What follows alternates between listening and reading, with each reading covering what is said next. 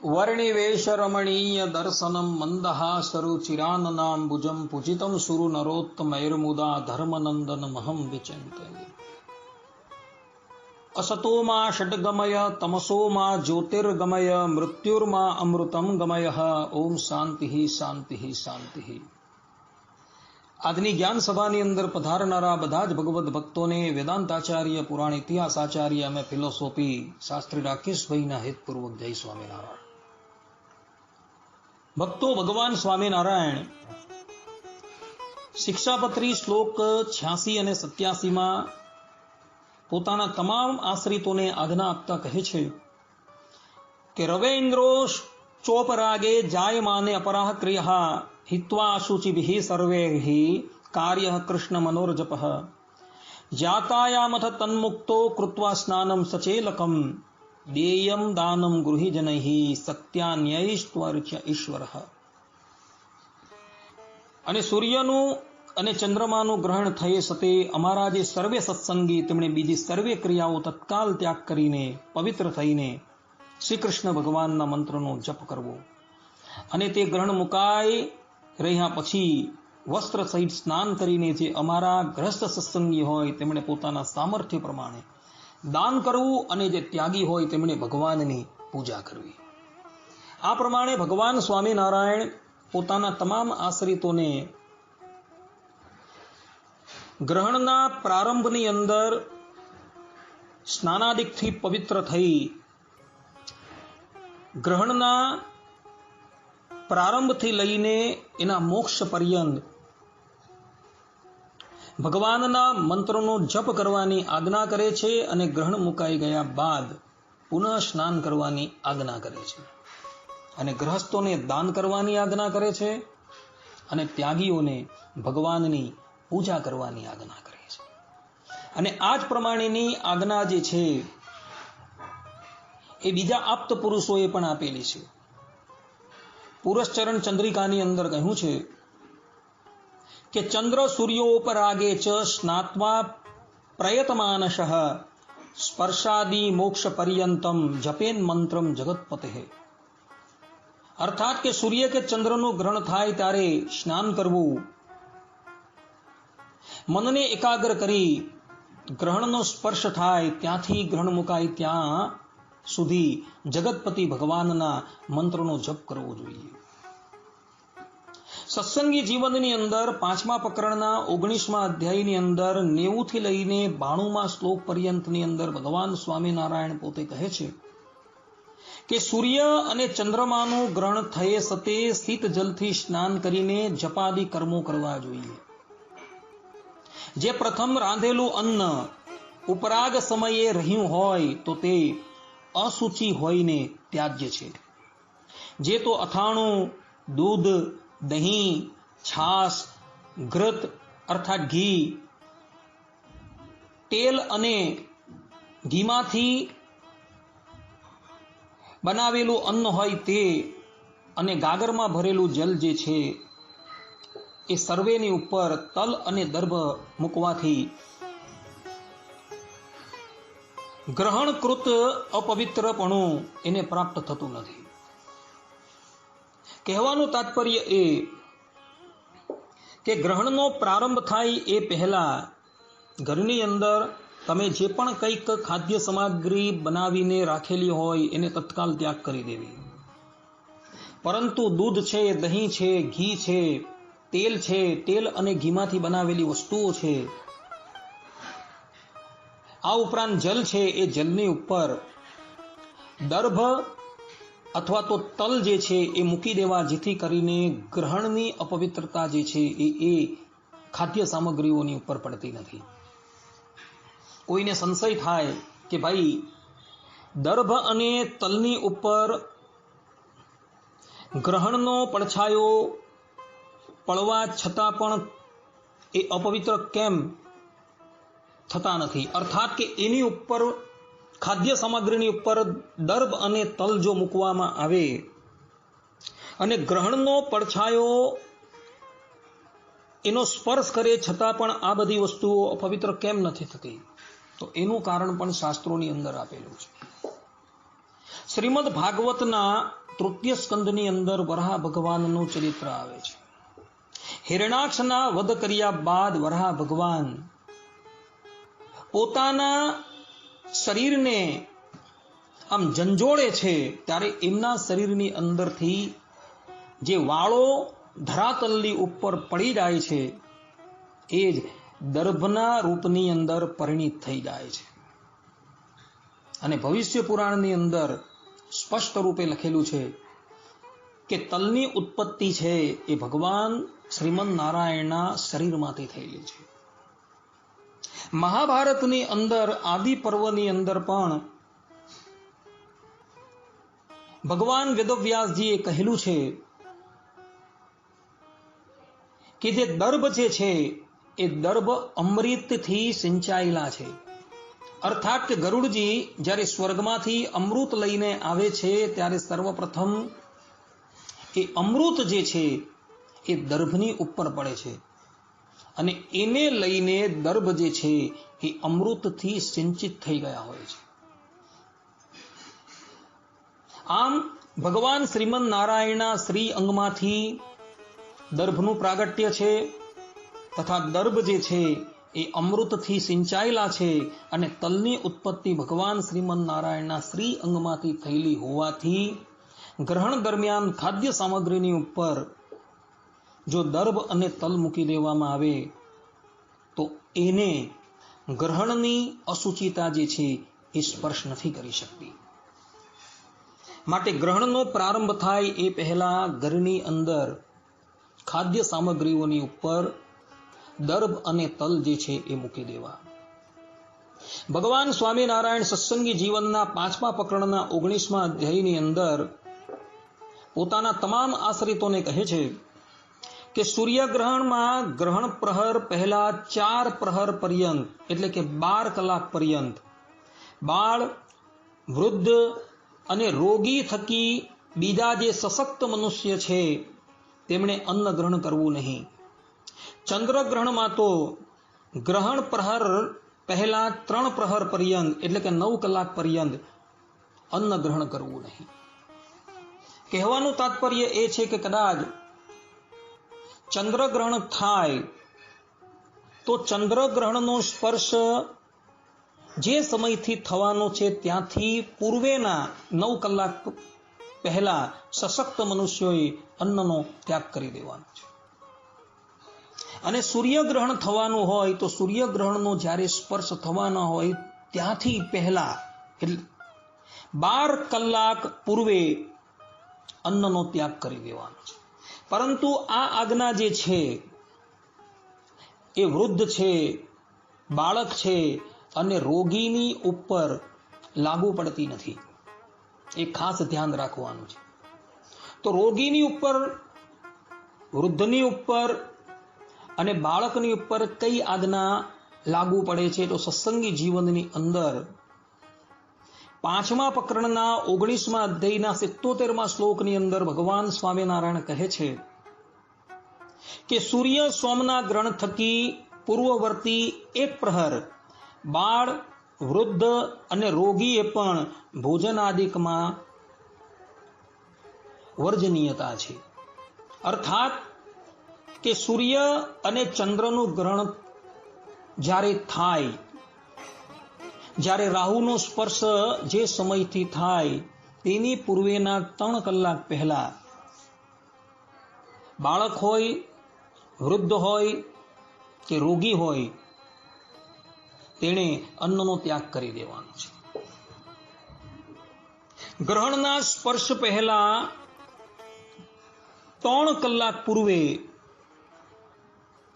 આ બાળક છે, વૃદ્ધ છે અને રોગીને અન્ન ગ્રહણ કરી લેવાની છૂટ આપેલી છે, પરંતુ પછી ગ્રહણ નથી કરવાનું. આ વાત સત્સંગી જીવનના 5મા પ્રકરણના 19મા અધ્યાયના 77મા શ્લોકની અંદર તો લખી જ છે, પરંતુ નિર્ણય સિંધની અંદર પણ કમલાકાર ભટ્ટે પરિચ્છેદ 1ની અંદર આ બાબતનો ઉલ્લેખ કરેલો છે.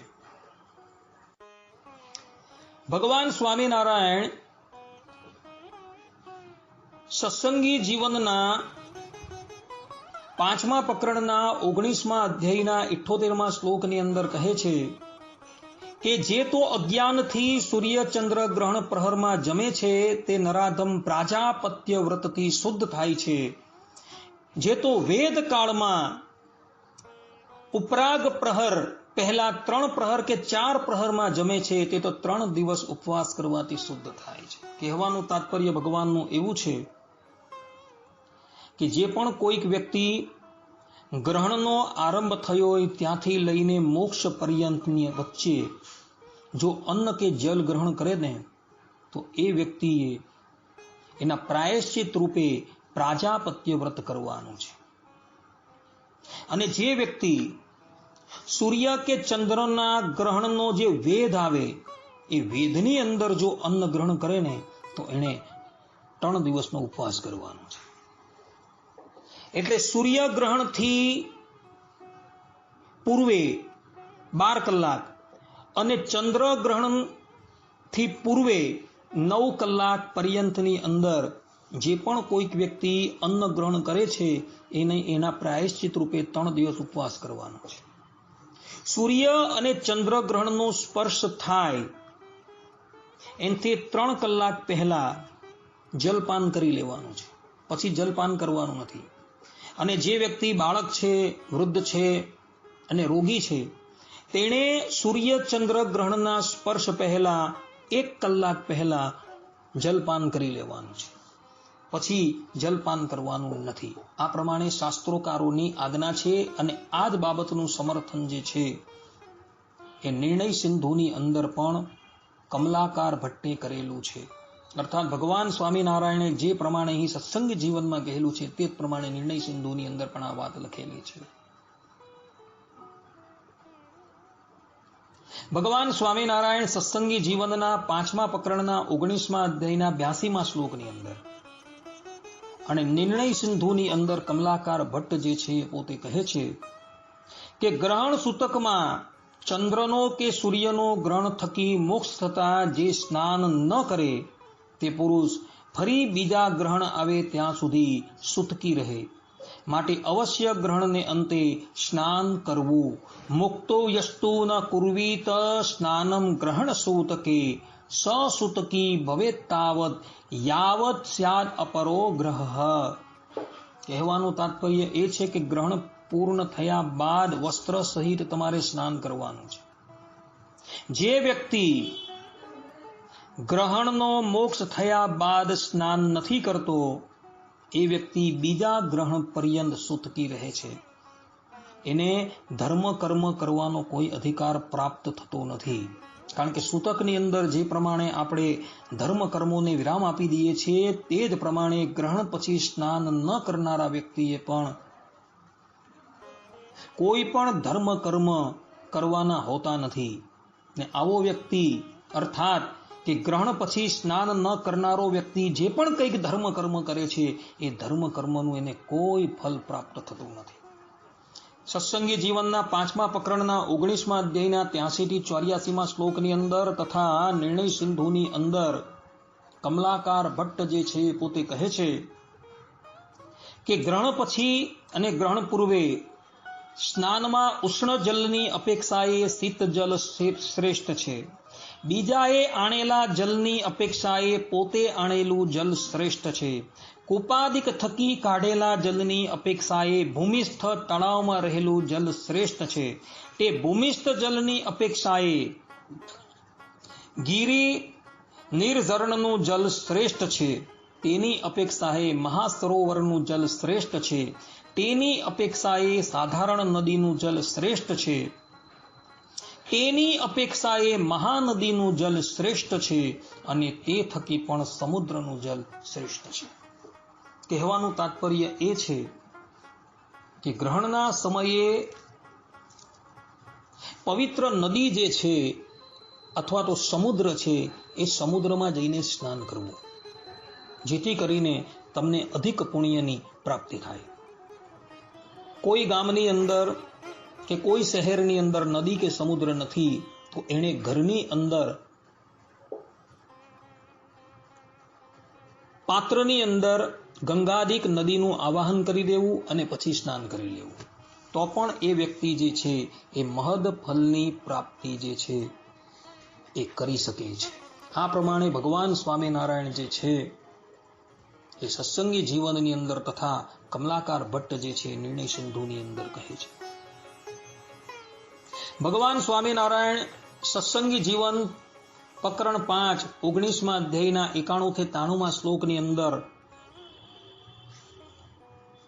પોતાના તમામ આશ્રિતોને આજ્ઞા કરતા કહે છે કે જે તો ચંદ્રગ્રહણમાં કે સૂર્યગ્રહણમાં યથાવિધિ શ્રાદ્ધ કરે છે તે પુરુષ સમગ્ર પૃથ્વીનું દાન કરવાથી જે ફલ થાય તે ફલને નિશ્ચિતપણે પામે છે. ભગવાન શ્રીહરિ કહે છે કે સૂર્ય અને ચંદ્રના ગ્રહણની અંદર જે પણ કોઈક વ્યક્તિ પિતૃઓના નિમિત્તથી શ્રાદ્ધ કરે છે ને એ વ્યક્તિને સમગ્ર પૃથ્વીનું દાન કર્યાનું ફલ પ્રાપ્ત થાય છે. કોઈક વ્યક્તિ એવી શંકા કરે કે રાત્રિએ તો શ્રાદ્ધ નિષેધ છે, તો તેને કહેવાનું તમારી વાત સત્ય છે, પરંતુ એ નિષેધ જે છે એ ચંદ્રગ્રહણ થકી અન્ય છે. ચંદ્રગ્રહણની અંદર રાત્રિને વિશે પણ જો તમે શ્રાદ્ધ કરો તો એ દોષ નથી, એવું ભગવાન સ્વામિનારાયણ તથા નિર્ણય સિંધુકાર કમલાકાર ભટ્ટ જે છે એ કહી રહ્યા છે. શક્ય હોય તો પિતૃઓની પછાડી તમે શ્રાદ્ધ કરો તો શ્રાદ્ધ કરવાની અંદર કોઈ પણ જાતનો દોષ નથી, એવું શાસ્ત્રોકારો કહે છે. નિર્ણય સિંધુની અંદર પરિશિષ્ટ 1 ની અંદર કમલાકાર ભટ્ટ જે છે એ પોતે કહી રહ્યા છે કે ગ્રહણમાં નિદ્રા ઇત્યાદિકનો નિષેધ છે. જ્યાં સુધી સૂર્ય ચંદ્રનું ગ્રહણ હોય ત્યાં સુધી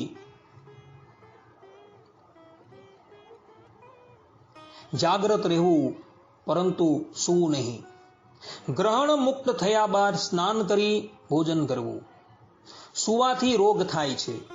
મૂત્ર ત્યાગ કરવાથી દરિદ્રતા, મળ ત્યાગ કરવાથી ગ્રામ શુકર, ઉબટન લગાવવાથી કુષ્ઠરોગી, અન્ન જલ ગ્રહણ કરવાથી અધોગતિ, કોઈને ઠગવાથી સર્પ અને વધથી બંધન થાય છે. કહેવાનું તાત્પર્ય અહીં એવું છે કે સૂર્ય અને ચંદ્રના ગ્રહણની અંદર નિદ્રાનો ત્યાગ કરી દેવાનો છે. જે પણ કોઈક વ્યક્તિ સૂર્યનું અને ચંદ્રનું ગ્રહણ થયું હોય ને તે વખતે સૂઈ રહે છે તે અસાધ્ય રોગથી ગ્રસ્ત થાય છે, એવું કમલાકાર ભટ્ટ કહે છે. ગ્રહણના મધ્યની અંદર અર્થાત કે ગ્રહણનો સ્પર્શ થયો હોય ત્યાંથી લઈને મોક્ષ પર્યંત થાય એટલા સમયની અંદર જે પણ કોઈક વ્યક્તિ મૂત્ર ત્યાગ કરવા માટે જાય તો એ દરિદ્ર થાય છે. જો કોઈ વ્યક્તિ મળ ત્યાગ કરે તો એ ગ્રામ્ય શુકર થાય છે, અર્થાત કે વરાહનો દેહ પ્રાપ્ત કરે છે. શરીરની ઉપર ઉબટન લગાવતો હોય તો એ કોઢી થાય છે, અને અન્ન જલ ગ્રહણ કરવાથી અધોગતિ થાય છે. કોઈને થગવાથી સર્પ અને કોઈનો વધ કરવાથી બંધન થાય છે. માટે ભક્તો, ગ્રહણ દરમિયાન કોઈએ પણ આ બધી ક્રિયા કરવી નહીં. સૂવું પણ નહીં, અન્ન જલ પણ ભક્ષણ ન કરવું, મલમૂત્રનો પણ ત્યાગ કરવો, શરીરની ઉપર અત્તર છે, ચંદન છે ઇત્યાદિનો લેપ પણ ન કરવો, કોઈની સાથે ઠગાઈ પણ ન કરવી અને કોઈનો વધ પણ ન કરવો. માટે ગ્રહણની અંદર ભક્તો આટલી વસ્તુ ખાસ ધ્યાન રાખજો.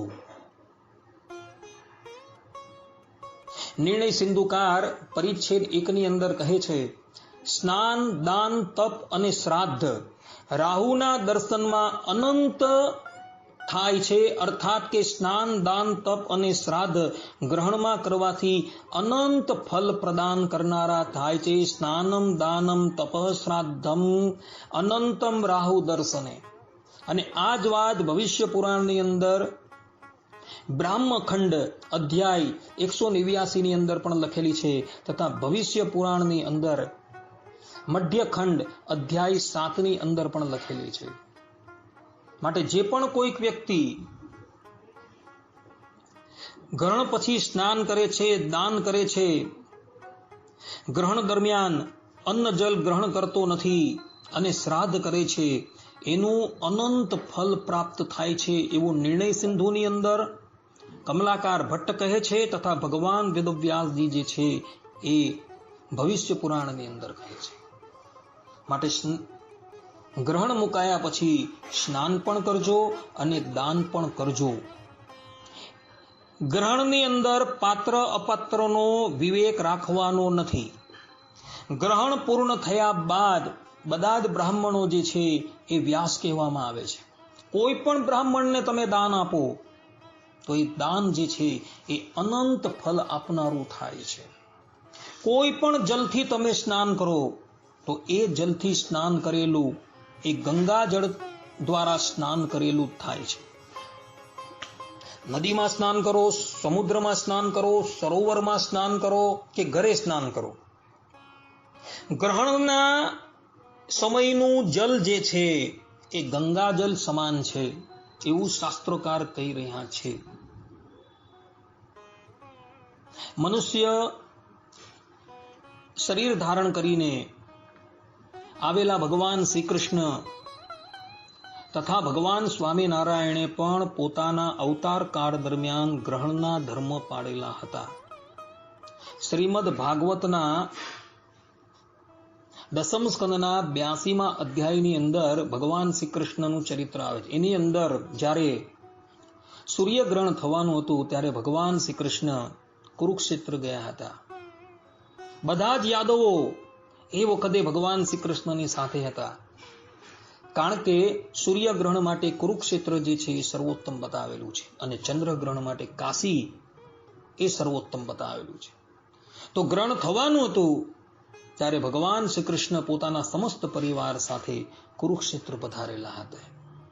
અને કુરુક્ષેત્રની અંદર પરશુરામ ભગવાને જે જગ્યાએ લોહીના કુંડો બનાવેલા હતા એ કુંડોની અંદર સ્નાન કરેલું. અત્યારે તો એ લોહી નથી, ભગવાનના વખતમાં પણ તે વખતે લોહી ન હતું, પરંતુ જલની અંદર ભગવાન એ વખતે સ્નાન કરે છે.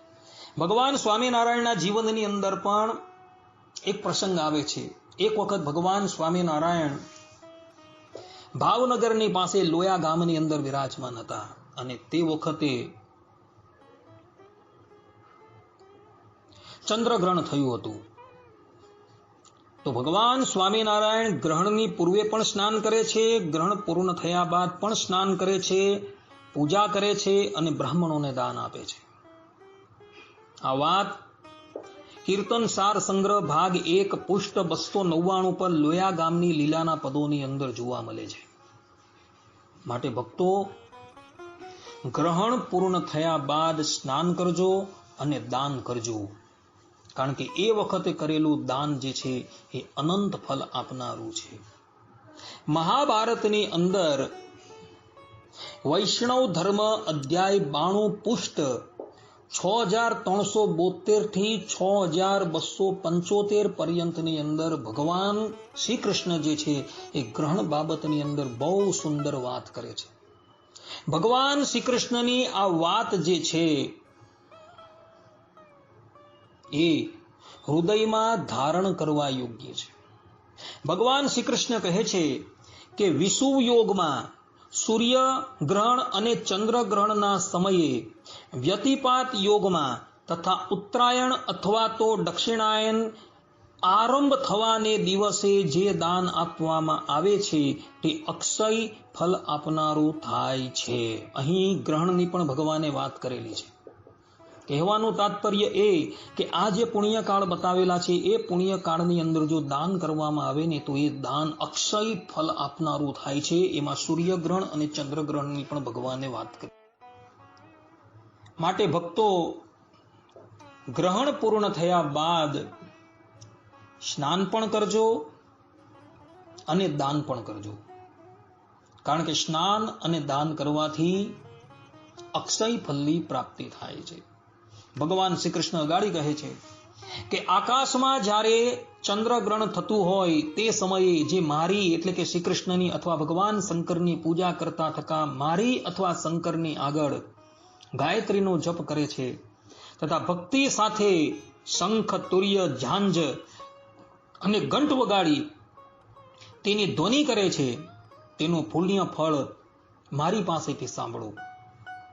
મારી સન્મુખ ગીત ગાવા, હોમ અને જપ તથા મારા ઉત્તમ નામોનું કીર્તન કરવાથી રાહુ દુર્બળ અને ચંદ્રમા બળવાન થાય છે. ભગવાન શ્રી કૃષ્ણ કહે છે કે ગ્રહણના સમયે, ચાહે સૂર્યગ્રહણ હોય કે ચંદ્રગ્રહણ હોય, એ ગ્રહણના સમયે જેઓ મારી સન્મુખ ગાયત્રી મંત્રનો જાપ કરે છે તથા કીર્તનો ગાય છે અથવા તો વાજિંત્ર સહિત ધૂન કરે છે, તો એનાથી રાહુ જે છે એ દુર્બળ બને છે અને સૂર્ય અને ચંદ્ર જે છે એ બળવાન બને છે. ભક્તો, અહીં ભગવાન શ્રી કૃષ્ણએ ગાયત્રી મંત્ર જપવાની આજ્ઞા કરી છે, પરંતુ ગાયત્રી મંત્ર જપવાનો અધિકાર કેવલ ને કેવલ યજ્ઞોપવિત ધરારી દ્વિજોને છે, અર્થાત કે બ્રાહ્મણ, ક્ષત્રિય અને વૈશ્યને જ છે, બીજાને નથી. બીજા લોકોએ પોતપોતાના સંપ્રદાય અનુસાર, જે સંપ્રદાયની અંદર જે વ્યક્તિ દીક્ષિત હોય અને દીક્ષામાં એને જે મંત્ર આપવામાં આવેલો હોય તેનો એને જાપ કરવાનો છે. ભગવાન શ્રી કૃષ્ણ કહે છે કે સૂર્ય અને ચંદ્રમાના ગ્રહણ કાળમાં ક્ષત્રિય બ્રાહ્મણોને જે દાન કરવામાં આવે છે તે 1000 ગણું થઈ દાતાને પ્રાપ્ત થાય છે. આમ તો ગ્રહણની અંદર પાત્ર અપાત્રનો વિચાર કરવાનો નથી, છતાં પણ ભગવાન શ્રી કૃષ્ણ કહે છે કે વેદ વેદાંગના પ્રારંગત પંડિત એવા ક્ષત્રિયને જે પણ ગ્રહણ પૂર્ણ થયા બાદ જો દાન કરે છે ને, તો એ દાનનું ફલ જે છે એ દાતાને 1000 ગણું થઈને પ્રાપ્ત થાય છે. માટે ભક્તો, ક્ષત્રિય બ્રહ્મનિષ્ઠ એવા બ્રાહ્મણને તમે લોકો દાન કરજો. ભગવાન શ્રી કૃષ્ણ મહાભારતના આશ્વમેધીય વૈષ્ણવ ધર્મ અધ્યાય 92 ની અંદર પોતે કહે છે, મહાપાતક યુક્તોપી યદ્યપી સ્યાન નરોત્તમઃ નિષ્પાપસ્તત્ક્ષણાદેવ તેન દાનેન જાયતે. અર્થાત કે ગ્રહણ કાળમાં અપાયેલા દાનથી પાતકી મનુષ્ય પણ તે દાન આપવાથી તત્કાલ પાપ રહિત થઈ જાય. જે મહાપાપી હોય અને એ પણ જો ગ્રહણ પૂર્ણ થયા બાદ ક્ષત્રિય બ્રાહ્મણને દાન કરી દે ને, તો એ મહાપાપથી પણ મુક્ત થઈ જાય છે. કારણ કે આ વાત ભગવાન શ્રી કૃષ્ણએ પોતાના સ્વમુખે કહેલી છે. ભક્તો,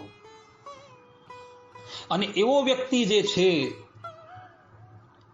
એ દેહાંતે ક્યાં જાય છે? તો ભગવાન શ્રી કૃષ્ણ કહે છે કે પાપ રહિત થયેલો મનુષ્ય ચંદ્રમા અને સૂર્યના પ્રકાશથી પ્રકાશિત સુંદર વિમાનમાં બિરાજમાન થઈ ચંદ્રલોકમાં ગમન કરે છે અને ત્યાં અપ્સરા ગણોથી તેની સેવા કરાય છે.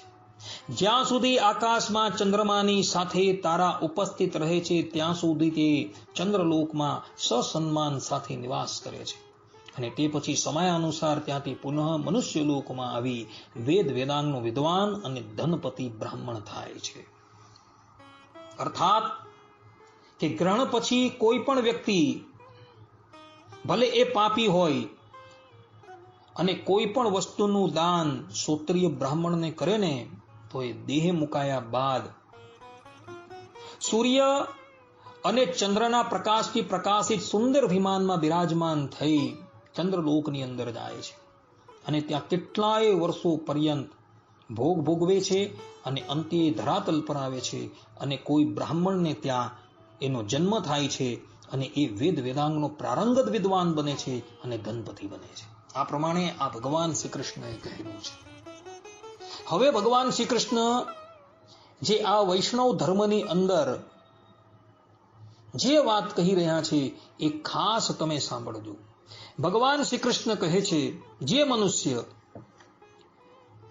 સૂર્યગ્રહણ કે ચંદ્રગ્રહણના સમયે પૂર્વવાહિની નદીના તટ પર જઈ મારા મંદિરની સમીપ દક્ષિણાવર્ત શંખથી અથવા કપિલા ગાયના શિંગડાને સ્પર્શ કરતો થકો જલથી એક વખત પણ સ્નાન કરી લે છે, તેના સમસ્ત સંચિત પાપ તક્ષણ નષ્ટ થઈ જાય છે.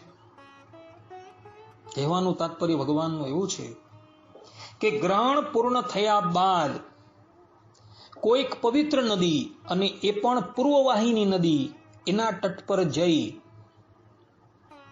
દક્ષિણાવર્તતી શંખ છે એના દ્વારા, અર્થાત કે નદીની અંદર ઉભો રહ્યો થકો પોતાનો એ શંખથી અભિષેક કરી દે ને, તો એના સંચિત પાપો જે છે, સંચિત કર્મો જે છે, એ બધા જ સમાપ્ત થઈ જાય ને એ પણ તક્ષણ સમાપ્ત થઈ જાય છે.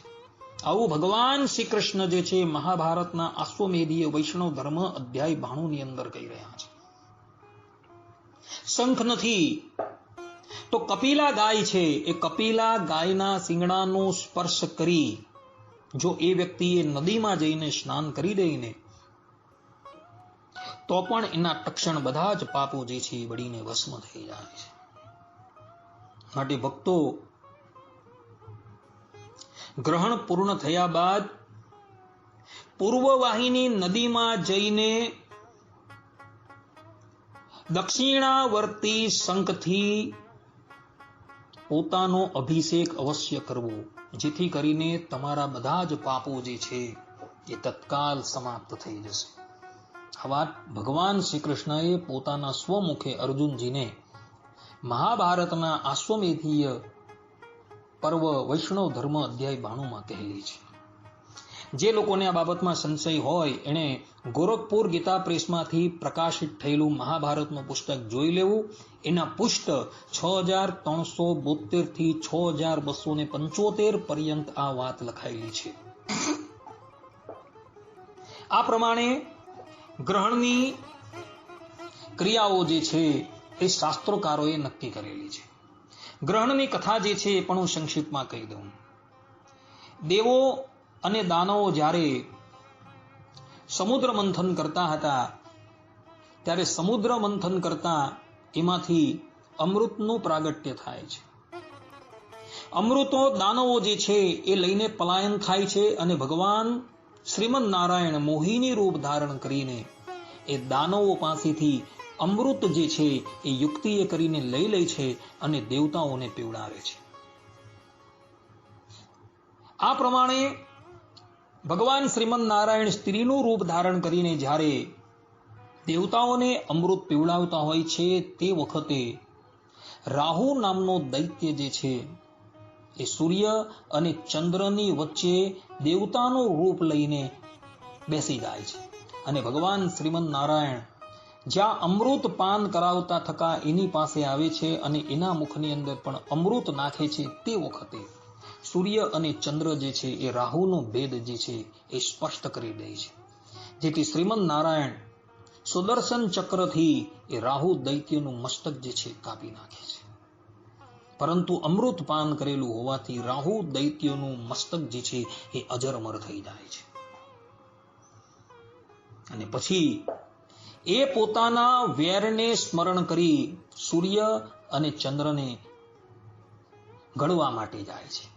પરંતુ ભગવાન શ્રી કૃષ્ણ સૂર્ય અને ચંદ્રની પાસે પોતાનું કોટી કોટી સૂર્યના પ્રકાશવાળું સુદર્શન ચક્ર આયુધ જે છે એ સ્થાપી દે છે, અને એને લઈને રાહુ જે છે એ સૂર્ય અને ચંદ્રને ગ્રહણ નથી કરી શકતો.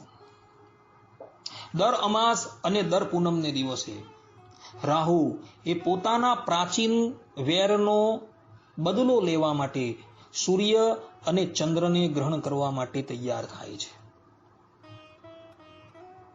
સૂર્ય અને ચંદ્રનું કદ જે છે એ રાહુ કરતા બહુ જ નાનું છે,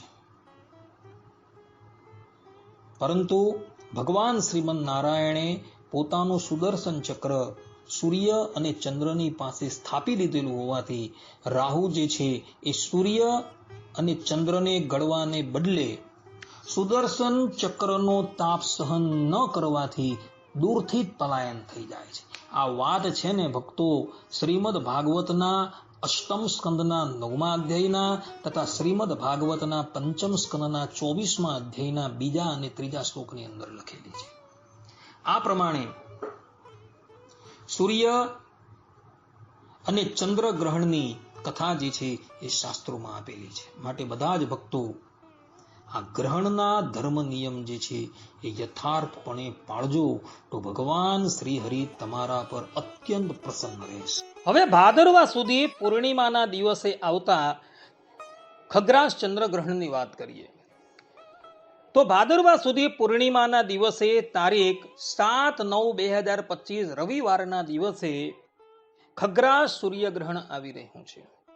આ ગ્રહણનો સ્પર્શ રાતના 9:57 થવાનો છે. ગ્રહણનું મધ્ય રાતના 11:42 છે અને ગ્રહણનો મોક્ષ રાતના 1:26 છે. કુલ ગ્રહણનો સમય 3.5 કલાકનો છે. ભગવાન સ્વામિનારાયણ શિક્ષાપત્રીના 87મા શ્લોકમાં ગ્રહસ્થને આજ્ઞા આપતા કહે છે કે દેયમ દાનમ ગૃહિજનૈ, અર્થાત કે અમારા ગ્રહસ્થ સત્સંગી હોય તેમણે પોતાના સામર્થ્ય પ્રમાણે દાન કરવું.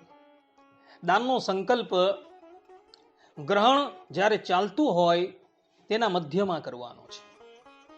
આ વખતે ગ્રહણનું મધ્ય 11:42 છે. તો દરેક ગ્રહસ્થએ 11:42 દાનનો સંકલ્પ કરી લેવાનો છે અને પછી જ્યારે ગ્રહણ પૂર્ણ થાય ત્યારે નાય ધોઈને શુદ્ધ થઈ કોઈ પણ બ્રાહ્મણને સંકલ્પ કરેલા અનુસાર દાન આપવાનું છે. ભગવાન સ્વામિનારાયણ સત્સંગી જીવનના 5મા પ્રકરણના 19મા અધ્યાયના 73મા શ્લોકની અંદર કહે છે કે સૂર્ય ગ્રહે તુ નાશનીયાત પૂર્વમ યામ ચતુષ્ટયમ ચંદ્ર ગ્રહે ચ યામા સ્ત્રીન બાલ વૃદ્ધા તુરાન વિના. અર્થાત કે સૂર્ય ગ્રહણમાં ગ્રહણ પ્રહર પહેલા 4 પ્રહર પર્યંત બાળ વૃદ્ધ અને આતુર થકી બીજાઓએ જમવું નહીં. ચંદ્રગ્રહણમાં તો ગ્રહણ પહોર પહેલા 3 પહોરમાં જમવું નહીં. કહેવાનું તાત્પર્ય એ છે કે સૂર્યગ્રહણની અંદર ગ્રહણનો સ્પર્શ થાય ત્યાંથી લઈને 12 કલાક પહેલા ભોજન પ્રસાદનો ત્યાગ કરવાનો છે અને ચંદ્રગ્રહણ હોય તો ગ્રહણનો સ્પર્શ થાય એના 9 કલાક પહેલા ભોજન પ્રસાદનો ત્યાગ કરવાનો છે. આ વખતે ભાદરવા સુધી પૂર્ણિમાના દિવસે ખગ્રાસ ચંદ્રગ્રહણ છે અને એનો સ્પર્શ 9:57 થવાનો છે. તો બપોરના 12:57 પહેલા જે સશક્ત હોય તે લોકોએ ભોજન પ્રસાદ કરી લેવાનો છે. કારણ કે 9:57 સ્પર્શ થાય ત્યાંથી આપણે ગણીએ તો 12:57 જે 9 કલાકનો સમય છે એ 9 કલાક પહેલા સશક્ત મનુષ્યોએ અન્ન ગ્રહણ કરી લેવાનું છે. ભગવાન સ્વામિનારાયણ સત્સંગી જીવનના 5મા પ્રકરણના 19મા અધ્યાયના 77મા શ્લોકની અંદર કહે છે કે બાલ વૃદ્ધાતુરાણામ છ રવિ ઇન્દ્રો ગ્રહણાત પુરા યામ એકો વર્જનીયો ભોજનાદો અપી ધ્રુવમ. અર્થાત કે સૂર્ય સોમના ગ્રહણ થકી પૂર્વવર્તી 1 પ્રહર બાળ વૃદ્ધ આતુરે પણ ભોજનાદિકમાં વર્જનીય છે. અર્થાત કે એમાં ભોજન ન કરવું. વૃદ્ધ હોય, બાળ હોય, ગર્ભવતી સ્ત્રી હોય, રોગી હોય, તે લોકોએ આ વખતે ચંદ્રગ્રહણ છે તો એ લોકોએ 9 કલાક પહેલા અન્નનો ત્યાગ નથી કરવાનો. એ લોકોએ 3 કલાક પહેલા અન્નનો ત્યાગ કરી દેવાનો છે. કહેવાનું તાત્પર્ય એ છે કે બાળક છે, વૃદ્ધ છે, રોગી છે, ગર્ભવતી સ્ત્રી છે, એઓ રાતના 6:57 સુધી અન્ન ગ્રહણ કરી શકશે, પરંતુ પછી તો એઓએ પણ અન્ન ગ્રહણ કરવાનું નથી એવું ભગવાન સ્વામિનારાયણ કહે છે. હવે વાત કરીએ પાણીની. તો પાણી કેટલા વાગ્યા સુધી પી શકાય?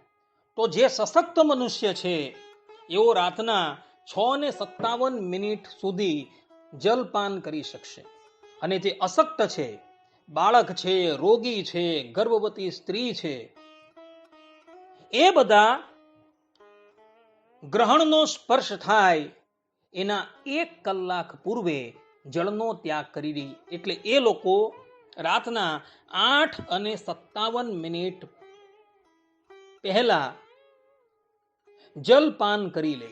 પછી એ લોકોએ જલપાન કરવાનું નથી એવું શાસ્ત્રકારો કહી રહ્યા છે. ભગવાન સ્વામિનારાયણ સત્સંગી જીવનના 5મા પ્રકરણના 19મા અધ્યાયના 82મા શ્લોકની અંદર કહે છે કે મુક્તો યસ્તુ ન કુર્વીત સ્નાનમ ગ્રહણ સૂતકે સસૂતકી ભવેત તાવત યાવત સ્યાદ અપરો ગ્રહ. અર્થાત કે ગ્રહણ સૂતકમાં ચંદ્રનો કે સૂર્યનો ગ્રહણ થકી વિમોક્ષ થતા જે સ્નાન ન કરે તે પુરુષ કે સ્ત્રી ફરી બીજું ગ્રહણ આવે ત્યાં સુધી સૂતકી રહે છે. માટે અવશ્ય ગ્રહણને અંતે શુદ્ધિ સ્નાન કરવું. ગ્રહણ મુકાઈ ગયા બાદ દરેક મનુષ્યએ વસ્ત્ર સાથે સ્નાન કરવાનું છે. ઘરે અથવા કૂવામાં અથવા તો તળાવમાં કે કોઈ પવિત્ર નદી અથવા તો સમુદ્રમાં જઈને પણ સ્નાન કરવાનું છે. જે પણ કોઈક મનુષ્ય ગ્રહણ મુકાયા બાદ સ્નાન નથી કરતો એ ત્યાં લગીન સૂતકી રહે છે જ્યાં લગીન બીજું ગ્રહણ ન આવે. અને આ જ વાત નિર્ણય સિંધુમાં કમલાકાર ભટ્ટે પણ કહેલી છે. માટે ભક્તો, ગ્રહણ મુકાઈ ગયા બાદ સ્નાન અવશ્ય કરજો. કેટલાક લોકોને ગોદડા ગ્રહણ કરવાની બહુ જ કુટેવ હોય છે, પરંતુ જ્યારે ગ્રહણ ચાલતું હોય ત્યારે શાસ્ત્રકારોએ સૂવાની સ્પષ્ટ રૂપે મનાઈ કરેલી છે. એ સમય દરમિયાન ક્યારેય પણ સૂવાનું નથી. ભલે વૃદ્ધ હોય, રોગી હોય કે ગર્ભવતી સ્ત્રી હોય, કોઈએ પણ ગ્રહણ ચાલતું હોય એ સમય દરમિયાન શયન કરવાનું નથી, અન્ન ભક્ષણ કરવાનું નથી, જલપાન કરવાનું નથી, તથા લઘુ શંકા કે દીર્ઘ શંકા પણ જવાનું નથી એવું શાસ્ત્રકારો કહી રહ્યા છે. ગ્રહણ જ્યારે ચાલતું હોય ત્યારે નાય ધોઈ પવિત્ર થઈને કેવલ ને કેવલ ભગવાનના નામનો જાપ કરવાનો છે, સ્તોત્રનો પાઠ કરવાનો છે. અને બધા જ લોકો આટલી વાતથી સાવધાન રહે. કારણ કે જે પણ કોઈક મનુષ્ય અન્ન જમે છે, જલપાન કરે છે, લઘુ શંકા જાય છે કે શયન કરે છે, એના મોટા મોટા પ્રાયશ્ચિતો શાસ્ત્રોની અંદર બતાવેલા છે. માટે ગ્રહણ જેટલો સમય ચાલતો હોય એટલા સમયમાં તો આટલા કર્મથી હંમેશા વિરામ જ પામવાનો છે. હવે એક બીજી મહત્વની વાત કહી દઉં. આ વખતે જે ગ્રહણ છે એ ગ્રહણ કઈ રાશિવાળાઓ માટે શુભ છે, કઈ રાશિવાળાઓ માટે મધ્યમ છે અને કઈ રાશિવાળાઓ માટે અશુભ છે એ વાત કહી દઉં. તો મેષ છે, વૃષભ છે, કન્યા છે અને ધન, આ 4 રાશિવાળાઓ માટે આ વખતનું ગ્રહણ અતિશય શુભ છે. મિથુન છે, સિંહ છે, તુલા છે, મકર છે, આ રાશિઓ વાળા માટે આ વખતનું ગ્રહણ મધ્યમ ફળ આપનારું છે. કર્ક છે, વૃશ્ચિક છે, કુંભ છે, મીન છે, આટલી રાશિઓ વાળા માટે આ વખતનું ગ્રહણ અશુભ છે. અશુભ હોવાથી એ લોકોએ ભય નથી પામવાનો. એ લોકોએ ગ્રહણ કાળ દરમિયાન ભગવાનનું ભજન કરવાનું છે, ભગવાનનું સ્મરણ કરવાનું છે, કા સ્તોત્રમનો પાઠ કરવાનો છે અથવા તો ભગવાનના નામની ધૂન કરવાની છે. જો તમે આટલું કરશો તો જે રાશિ વાળાઓ માટે ગ્રહણ અશુભ છે તો એ ગ્રહણની અશુભતા એનો સ્પર્શ ન કરી શકશે. તો બધા જ લોકો આટલી વાત જે છે એ આત્મસાત કરી રાખે અને ગ્રહણ દરમિયાન જે પણ કંઈક શાસ્ત્રોની અંદર કહેલું છે એ અવશ્ય પાળે. એમાં જ મનુષ્યનું હિત છે. આટલું કહી હું મારી વાણીને અહીં વિરામ આપું છું. સર્વે સંતુ નિરામયઃ, સર્વે સુખીનો ભવંતુ, સર્વભદ્રાણિ પશ્યન્તુ, મા કશ્ચિદ દુઃખ ભાગ ભવેત. અસ્તુ. જય સ્વામિનારાયણ.